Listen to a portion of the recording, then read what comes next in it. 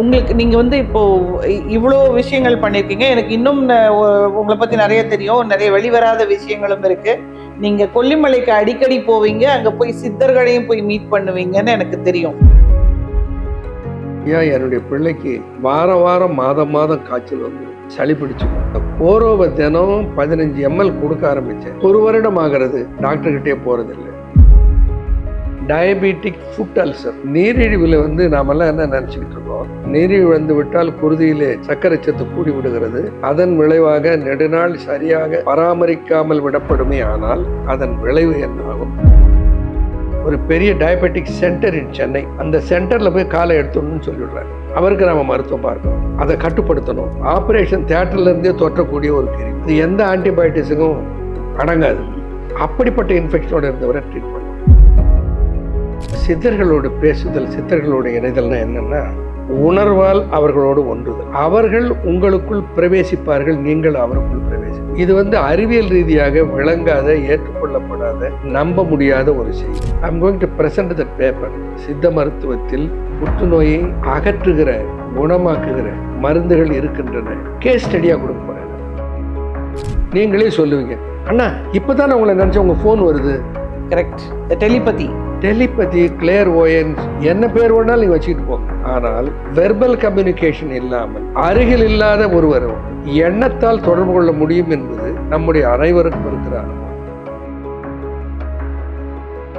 உங்களுக்கு நீங்க வந்து இப்போ இவ்வளோ விஷயங்கள் பண்ணியிருக்கீங்க. எனக்கு இன்னும் உங்களை பத்தி நிறைய தெரியும். நிறைய வெளிவராத விஷயங்களும் இருக்கு.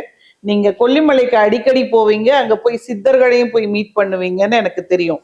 இப்போ நீங்க வந்து இதை எல்லாமே வந்து கேட்டு, வாய் வழியா கேட்டு அதை செய்யாம அதையில நீங்க நிறைய ஆராய்ச்சி பண்ணிருக்கீங்கன்றதும் எனக்கு தெரியும்.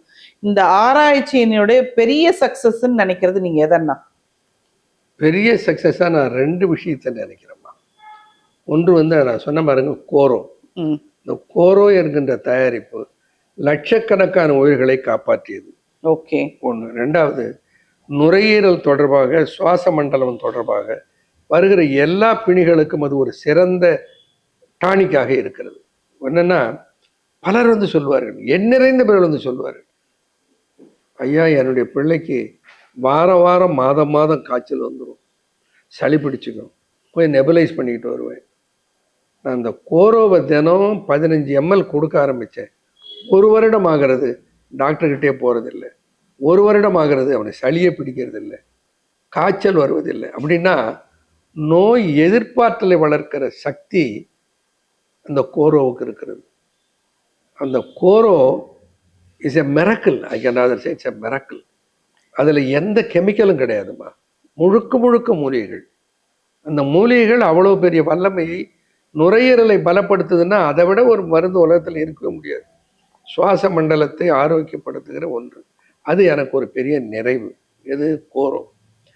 கொரோனா முடிஞ்சு போச்சு, ஆனால் கோரோவை வந்து இன்னமும் என்னுடைய மருத்துவமனையில் ஒரு நாளைக்கு 10-15 பாட்டிலாவது இன்னும். எனக்கு தெரிஞ்ச வல்லாரனுக்கு அடுத்தது இதுதான்.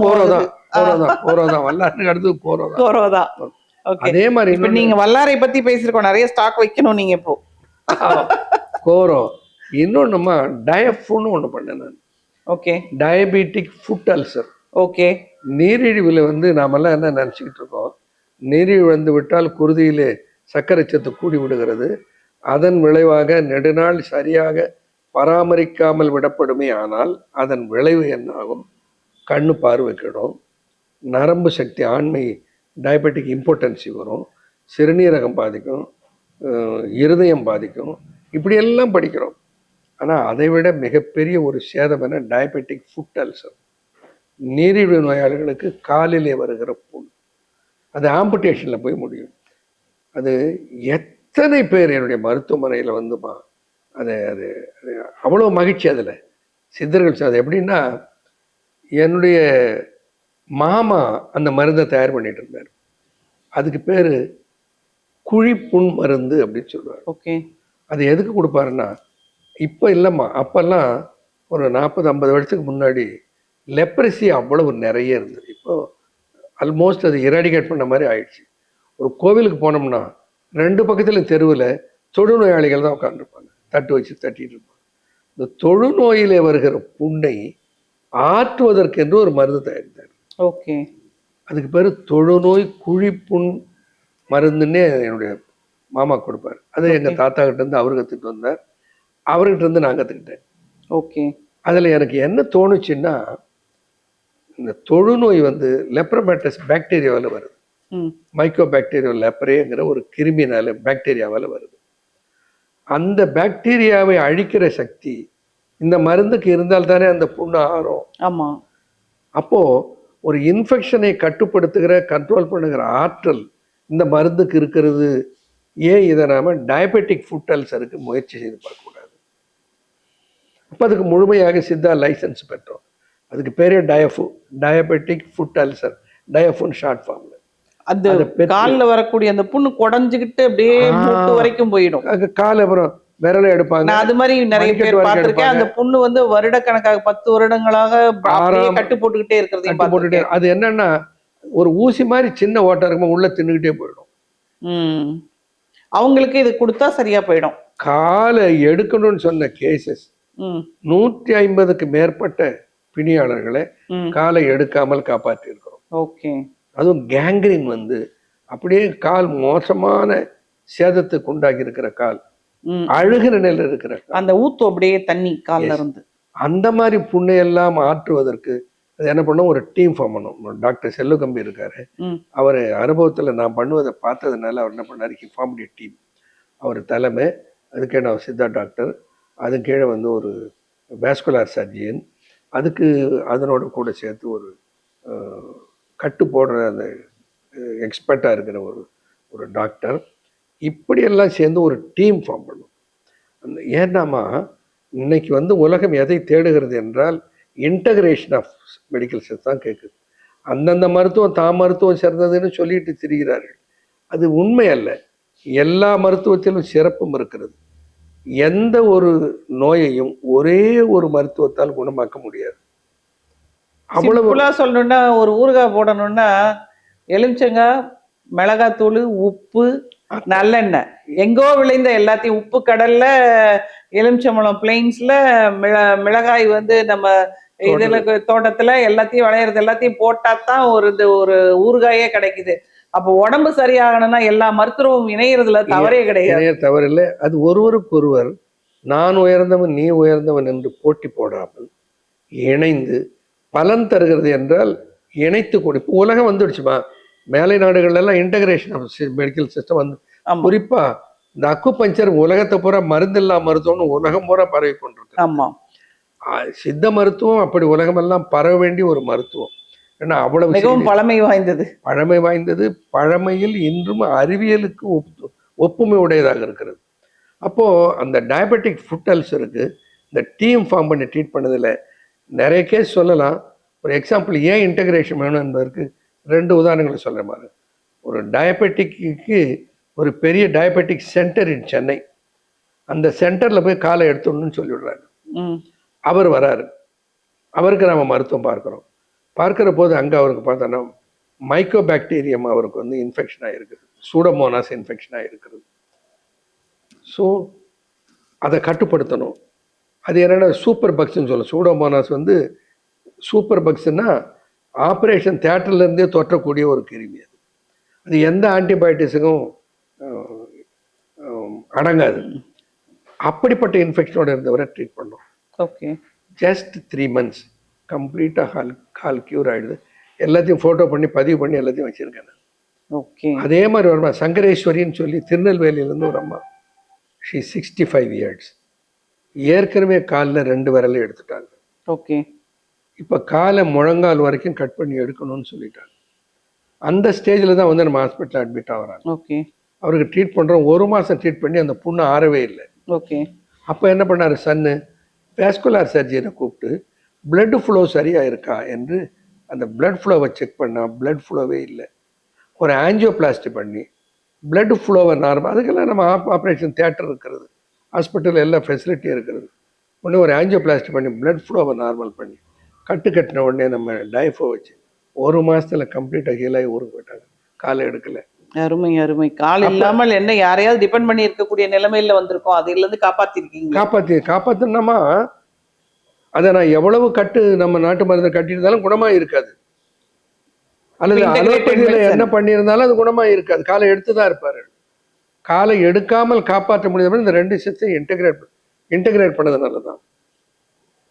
அந்தமான்ல இருந்து ஒரு வந்திருந்தாருமா. ம். அவர் வந்து ஒரு பெரிய சென்னையில இருக்கிற பிரசித்தி பெற்ற ஒரு மருத்துவமனையில சர்ஜரிக்காக வந்திருக்காரு. காலை ஓகே. கட் பண்ண சங்கர் ராயின்னு பேர் அவருக்கு. ஓகே. அவர் வீல் சேர்ல இருக்கார்.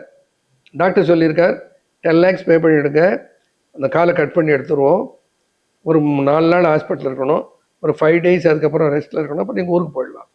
ஓகே. அப்போ பக்கத்தில் அவர் கூட இருந்தவர் ஒருத்தர், ஏன் இங்கே வந்து காலை இழக்க போற, அன்பு ஹாஸ்பிட்டலுக்கு போய் காலை காப்பாற்றிடுவாங்க. அவர் அதை நம்பி வந்துட்டார். அந்த காலு, அந்த படத்தை நான் பார்த்தீங்கன்னா நீங்களே பயந்துருவீங்க. அழுகி போய் காலு அந்த அந்த பொழந்துக்கிட்டு இருக்குது, 2 திசுக்களையும் சேர்க்க முடியாது. அப்போ மருந்து வச்சா அது ஆற முடியாது. அப்போ என்ன பண்ணோம், டாக்டர் சூச்சர் போட்டு அங்கே தான் இன்டகிரேஷன்.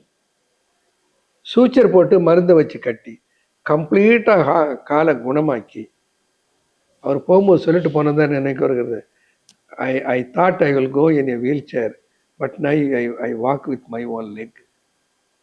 இன்னைக்கு 2 வருஷம் ஆகிப்போச்சுன்னு நல்லா இருக்காரு. பெரிய சாதனை தான் இது. ஸோ இதெல்லாம் வந்து மனசுக்கு நிறைவு தருவது.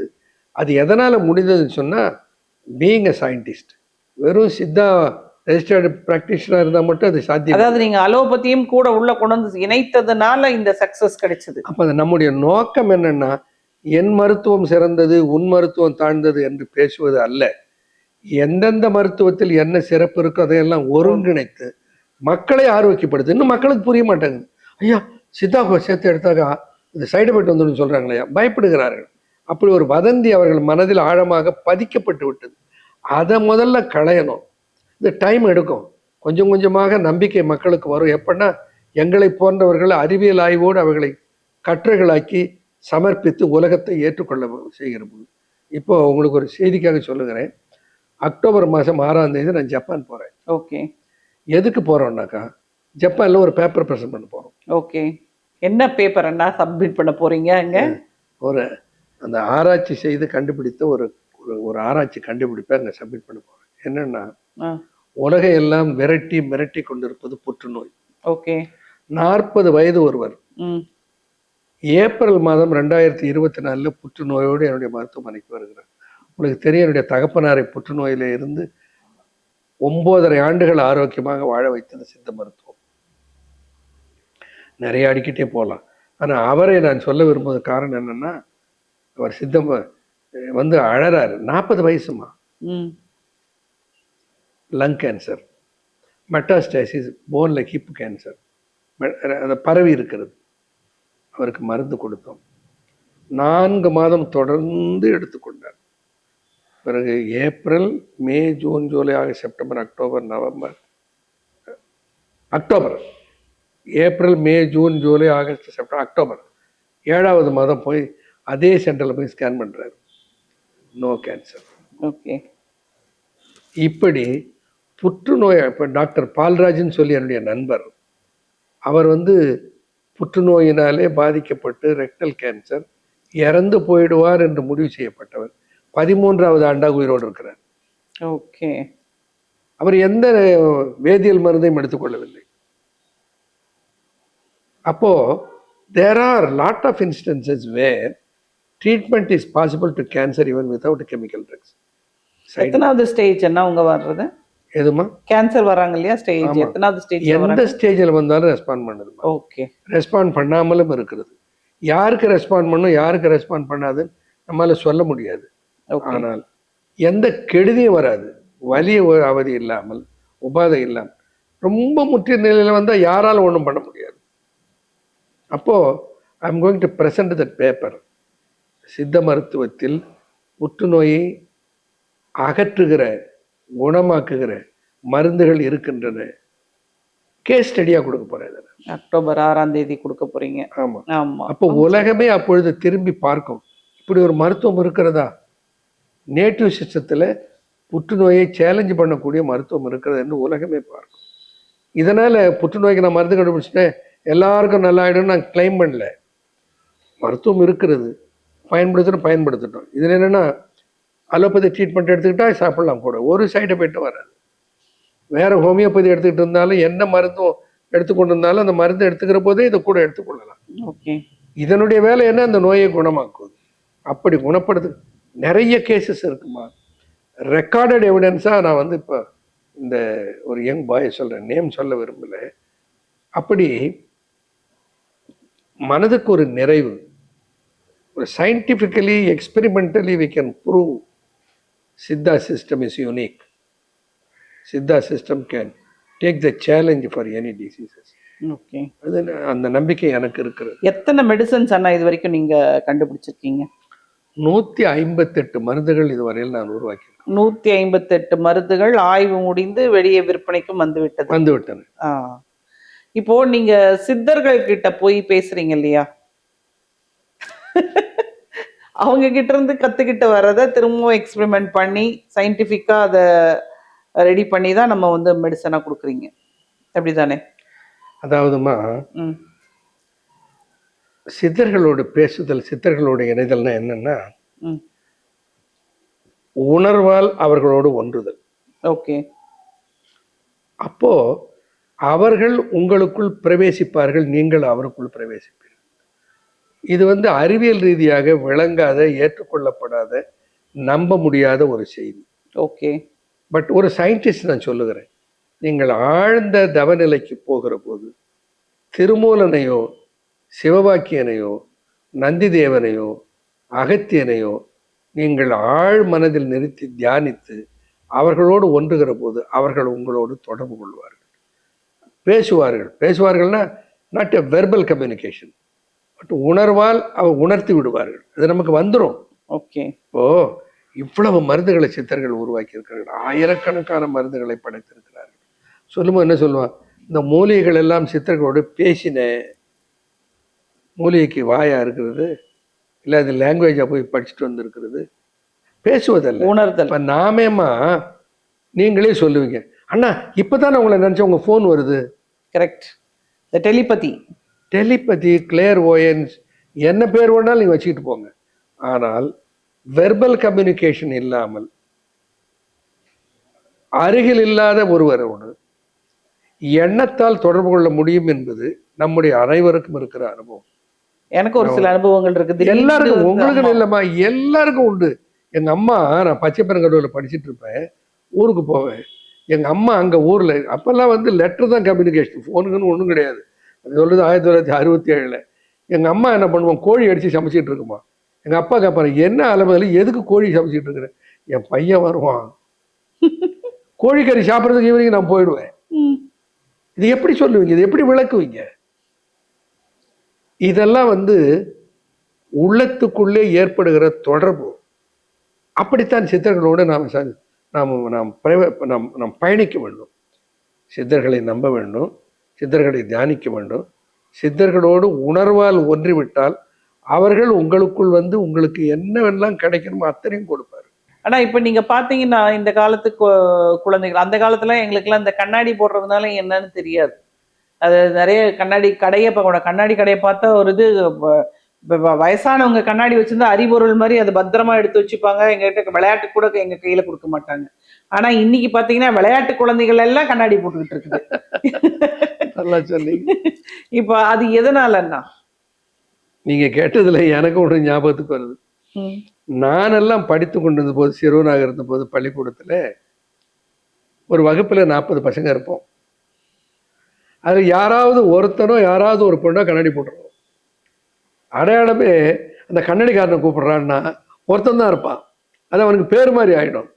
மீது யாருமே கண்ணாடி அணிந்திருக்க மாட்டார்கள். இப்ப பாத்தீங்கன்னா ஒரு வகுப்புல கண்ணாடி அணிந்தவர்கள் கண்ணாடி அணியாதவர்கள் விட அதிகமாக இருக்கிறார். கரெக்ட். இவ்வளவு மாற்றமும் எவ்வளவு காலத்துல வந்தது? சும்மா இந்த ரொம்ப அண்மை காலத்துல ஒரு 30-40 ஆண்டுகளுக்கு முன்னால்தான் வந்து சேர்ந்து விட்டது. இதுக்கு என்ன காரணம்? முதல் காரணம், கண்ணை அதிகமாக அழுத்தத்துக்கு ஆளாக்குகிறோம்.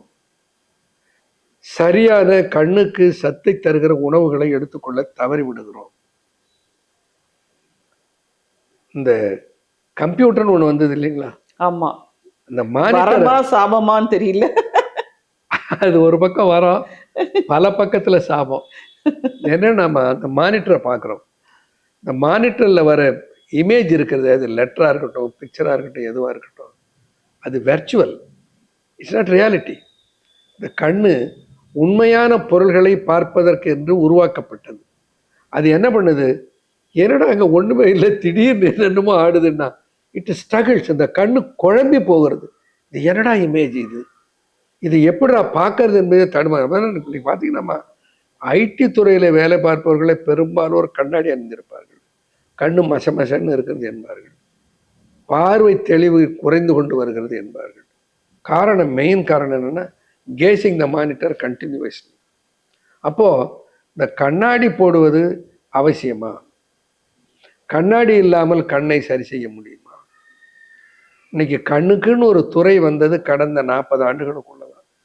அதுக்கு முன்னாடி எல்லாத்துக்கும் ஒரே எம்பிபிஎஸ் டாக்டர் தான்.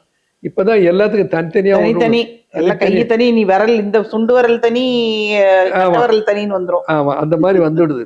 அப்போ இந்த கண்ணுக்கு என்று ஒரு துறை வந்து இவ்வளவு தூரம் கபலீகரமாய் உலக மக்களை எல்லாம் அப்படியே கேட்ராக்ட் ஆபரேஷன், லேசர் தெரப்பி எத்தனை பண்ணுகிறார்கள் கண்ணுக்கு என்று.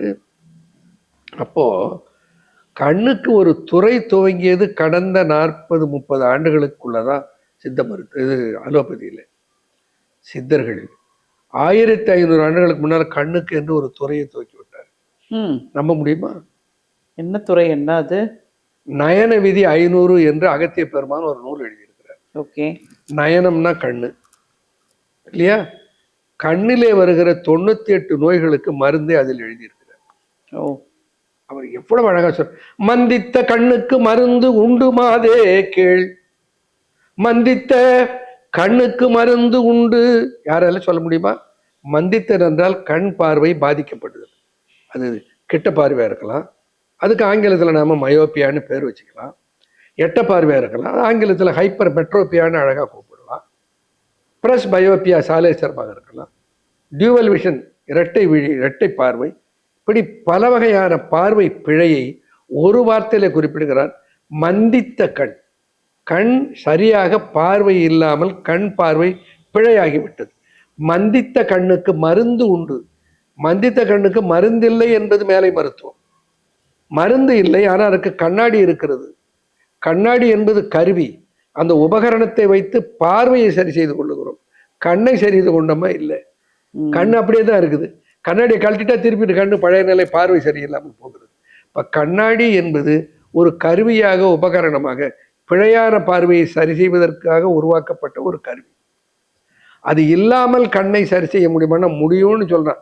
மந்தித்த கண்ணுக்கு மருந்து உண்டு. ஒரே ஒருவன் உலகத்துல எந்த மருத்துவனும் சொல்லாத ஒரு செய்தியை சொன்னவன் அகத்தியன். நான் சொல்ல, நான் சொன்னா என்ன எல்லாம் அவன் உணர்றான்னு சொல்லுவான். மந்தித்த கண்ணுக்கு மருந்து உண்டு மாதே கேள், இந்து பூ திப்பிலி இயல்பீத ரோகிணி, நந்தி பூ சாற்றினில் நயந்து அரைத்து இட, அந்திக்கு முன்னமே அந்தகன் கண்ணுக்கு அருந்ததி தோன்றும், நந்திக்கு நாதன் நயந்து உரைத்தனரே. இந்த மருத்துவத்தினுடைய தாற்பயம் எப்படி இருக்கிறது என்றால், பராசக்தி வரும் காட்டிலே பயணம் செய்து கொண்டிருந்த பொழுது ஒரு பெண் அழுது புலம்பிக் கொண்டிருக்கிறாள். ஏன் அழுகிறாள் என்று போய் பார்க்கிற போது அவளுடைய கணவன் இறந்திருக்கிறாள். அவள் அழுது புலம்புவதை பார்த்து பராசக்தி மனம் இறங்கி போய் சிவபெருமானிடத்தில் கேட்கிறார், இப்படி இந்த பெண் இப்படி அழுது புலம்புவதை பார்த்தால் என்னால் சகிக்க முடியவில்லை, அவனை எழுப்பித்து தாருங்கள் என்று. சிவபெருமான் ஒரு மூலிகையை வைத்து அவனை உயிர்ப்பிக்க வைக்கிறார். உயிர்ப்பித்ததை பார்த்த உடனே அம்பிகை அசந்து போய் விடுகிறாள். அவள் இதை எனக்கு சொல்லித்தாருங்கள். அப்போ சிவபெருமான் பராசக்திக்கு சித்த மருத்துவத்தை போதித்தார். உடன் இருந்தவன் நந்திதேவன். நந்திதேவனும் அம்பிகையும் சிவபெருமானிடத்தில் இருந்து சித்த மருத்துவத்தை கற்றுக்கொண்டார்கள். நந்திக்கு நாதன் நயந்து உரைத்தனரே. நந்திதேவனுக்கு நாதனாகிய சிவபெருமான் நயந்து உரைத்தார். என்ன சொல்லுகிறான்?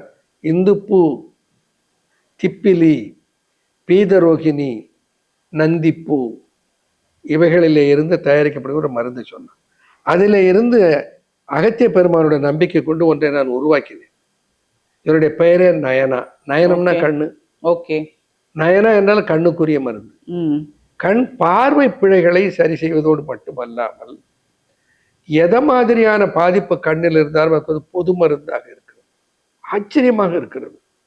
அப்போ இதுல என்ன இருக்கிறது, அதை என்ன சித்தர்கள் சொல்லி இருக்கிறார்கள், அவங்க எப்படி கண்டுபிடித்தார்கள்? கலாப்பூன்னு ஒரு பூ இருக்குமா, கலாப்பூனுடைய அந்த கலாப்பூவை நல்லெண்ணெயிலே சூரிய புடமாக 24 நாட்கள் வைத்து தயாரிக்கணும். அது ஒரு பாகம் இதுல இருக்கிறது. ஓ, கலாப்பூன்னா அந்த கலாக்காயோட கலா ஆவணி மாதத்துல விநாயகருக்கு படைக்கிறது கலாப்பழம் வருது இல்ல, அதனுடைய பூ உங்களுக்கு வைகாசி ஆணியில தான் கிடைக்கும். அந்த வைகாசி ஆணியில தான் அந்த பூவை பறித்து அதை ப்ராசஸ் அதை புடம் பண்ணணும். கண்ணீர் படலும் கரும்படலும் வெண்படலும் வண்ண உதிரப்படலும் வந்தசைகள் என்ன அளவில் நோய் போக்கும் பெண்ணேகள் சிறிய கலாவினது பூதான் தேரையர் சொல்வார். சிறிய கலா பெரிய கலா ரெண்டு இருக்கிறது. சிறிய கலாவினுடைய பூவு கண்ணீர் படரும் கண்ணுல சிலருக்கு கருப்பாக தசை விடணும், சிலருக்கு வெள்ளையாக தசை விடணும், சிலருக்கு ரத்த கலர்ல உள்ள இருந்து டெரிஜியன்னு சொல்லுவாங்க வரும். அதுக்கு அறுவை சிகிச்சை செய்து அகற்றுவார்கள், திரும்ப திரும்ப வந்து கொண்டே இருக்கும்.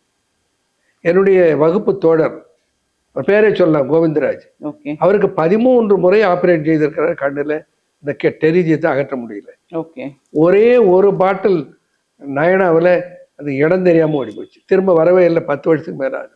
இது எவ்வளவு நாள் ஆச்சுன்னா இந்த மருந்து நீங்க தயாரிச்சு? இந்த மருந்தை உருவாக்குவதற்கு ஒரு 25 ஆண்டுகளுக்கு முன்னரே இந்த ஆராய்ச்சியில் ஈடுபட்டோம். அதுல இருந்து உருவாக்கியதான் இதை. ஏற்கனவே நான் நேத்ரா என்ற பெயர்ல ஒன்று உருவாக்கி, நேத்ரா, அதனால அது என்ன ஆச்சுன்னா அதுல கண் அதிகமாக எரியும். ஆமா. ரெண்டாவது அதனுடைய பவரை கூட்டணும், அந்த எரிச்சலை நீக்கணும், அந்த எரிச்சலை குறைக்கணும். ஏன்னா சின்ன குழந்தைகள்லாம் பயன்படுத்த முடியல. அதனாலதான் இந்த நயனாவை நான் உற்பத்தி பண்ணேன். அந்த நயனாவில் இருக்கிற மூலிகையில ஒன்று கலா, இன்னொரு முக்கியமானது காசம் படலம் கருவிழி நோய் தோஷம் என்ன பேசும் விழி நோய்கள் தன்னை பேர்ப்பதன்றி ஓசை தரும் தந்தி போலே தெரித்து சாறுமண்ட நோய் அகற்றும் நந்தியாவட்டை பூ நன்று. நந்தியாவட்டையினுடைய பூ கண்ணுக்கு அவ்வளவு சிறந்த ஒரு மருந்து. குளிர்ச்சின்னு சொல்லி நாங்கெல்லாம் சின்ன பிள்ளைல கண்ணுக்கு மேல கண்ணுடைய எரிச்சல் போயிடும். கண்ணீர் படலும் கரும்படலும் வெண்படலும் கலாப்பூவினாலே போகும். காசம் புகைச்சல், காசம் நாம கண்ணிலே வருகிற காசத்துக்கு பேரு கேட்ராக்ட், பித்த காசம்னு பேரு. அதை கரைக்கிற ஆற்றல் அதற்கு இருக்கிறது.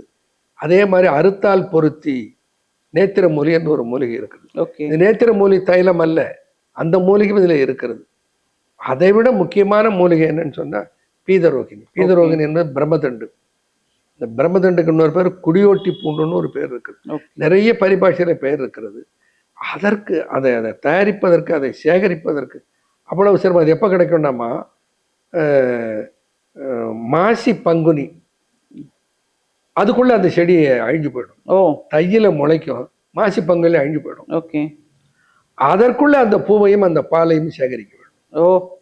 சேகரித்து அதை நல்லெண்ணெயில புடம் பண்ணி அந்த சூரிய புடமாக 24 நாட்கள் அரை மண்டலம் வைத்து எடுத்து அதை தனியா செய்து வைத்துக் கொள்ளணும். கலாப்பூ வைகாசி ஆணி மாசத்துல கிடைக்கும், அப்ப அதை தனியா தயாரிச்சு வச்சுக்கணும்.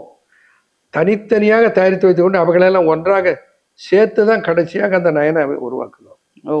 அந்த எல்லாம் உடனே எல்லாம் செஞ்சிட முடியாது. பருவத்துல எல்லாத்தையும் கலெக்ட் பண்ணி சேமிச்சு வச்சுட்டு நீங்க செய்ய வேண்டியது. எல்லாரும் செய்யலாம், இதுல ஒண்ணும் ரகசியமே. நான் தான் சொல்றேன் எப்படின்னு. இந்த பூவை பறித்து நல்லெண்ணெயில், ஏன்னா நல்லெண்ணெய் தான் பயன்படுத்தணும், வேற எண்ணெய் பயன்படுத்தக்கூடாது. அதையும் சித்தர்கள் சொல்றாரு. நல்லெண்ணெய் புத்தி நயன குளிர்ச்சி, நயனம்னா கண்ணு, கண்ணுக்கு குளிர்ச்சி. புத்தி நயன குளிர்ச்சி பூரிப்பு மெய்ப்புலகம் சத்தித்துவம் காண்டி தனியழகம் மெத்த உண்டாம். கண்ணோய் விழிநோய் கபால அழல் காசநோய் புண்ணோய் போம் எள்ளெண்ணெயால் போற்றுன்னு ஒரு இடத்துல சொல்லுவார். இப்போ கண் சம்பந்தமான பெரிய நாங்கெல்லாம் குழந்தையா இருந்த போதுமா குளிப்பாட்டுற போது மருத்துவ வச்சு கண்ணுக்கு நல்ல எண்ணெய் கட்டுவாங்க, மூக்குக்கு எண்ணெயை விடுவா. அந்த இதெல்லாம் எண்ணெய் விட்டு இப்பெல்லாம் அது மருத்துவர்கள் சொல்லி அது பண்ணக்கூடாதுன்னு சொல்லி நிறுத்தி விட்டாங்க. ஆனால் கண்ணுக்கு ஒரு நயனத்துக்கு குளிர்ச்சியை கொடுக்குற சக்தி எதுக்கு இருக்குன்னா நல்லெண்ணெய்க்கு இருக்கிறது. நல்லெண்ணெய் தேய்த்து குளிக்கிறதே விட்டுட்டோமே. நான் மூக்கு ரொம்ப அடைச்சிக்கும். எனக்கு +2 படிக்கும் போது அடிநாய்ட் பண்ணி ஆப்ரேஷன் பண்ணி, அப்போ இந்த நேசல் ட்ராப்ஸ் போட்டு அதுக்கெல்லாம் கட்டுப்படவே இல்லை. அதாவது 6 ஹவர்ஸ்க்கு ஒரு வாட்டி போடுறது போய் 3 ஹவர்ஸ்க்கு ஒரு வாட்டி போட்டு 2 ஹவர்ஸ் 1 ஹவர் 15 மினிட்ஸ்க்கு ஒரு வாட்டி போட்டு கட்டுப்படலை. இப்போ எங்க ஆயா ஊர்ல இருந்து வந்திருந்தாங்க. என்னடி இதை பண்ணிக்கிட்டு இருக்கிற, இங்க வா அப்படின்னு சொல்லிட்டு நல்லெண்ணெய் 2 சொட்டு எடுத்து, அப்பெல்லாம் நம்ம சொன்னா கேட்போம், கேட்போம். இந்த correct. காலத்து பிள்ளைகளை கேட்காது. இல்ல பிள்ளைங்க சொல்றதை நாம கேட்கிறோம். மாறி போச்சு, யாரோ மாறி ஒருத்தர் போச்சு. கேட்கறாங்க, அவ்வளவுதான். அந்த நல்லெண்ணெய் எடுத்து மூக்குல வச்சு இது உறிஞ்சி அப்படின்னு சொல்லி உறிஞ்சு சொன்னாங்க. உறிஞ்சின கொஞ்ச நேரத்துல பார்த்தா எனக்கு மூக்கடைப்பு விட்டுருச்சு.